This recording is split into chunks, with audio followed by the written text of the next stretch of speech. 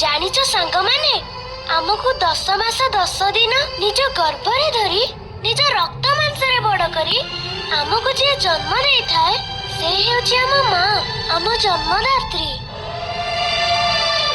ଆଉ ଜୀବନ ସାରା ଆମକୁ, ଆମ ପରିବାରକୁ, ସାରା ଜୀବଜଗତକୁ ଖାଦ୍ୟ ଯୋଗାଇ ଯିଏ ଭରପୁର ଅମ୍ଳଜାନ ପ୍ରଦାନ କରି ଆସିଛି ସେ ହେଉଛି ଆମର ଆଉ ଗୋଟିଏ ମା, ଗଛ ମା। ଆମେ ଆମ ମାର ଋଣ କେବେ ବି ଶୁଝି ପାରିବାନି ସାଙ୍ଗମାନେ।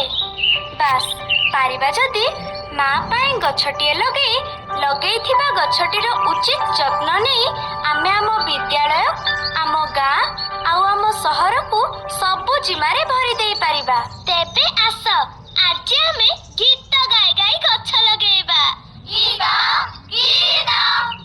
18 ପଣିକିଆରେ ମା ପାଇଁ ଗଛଟିଏ।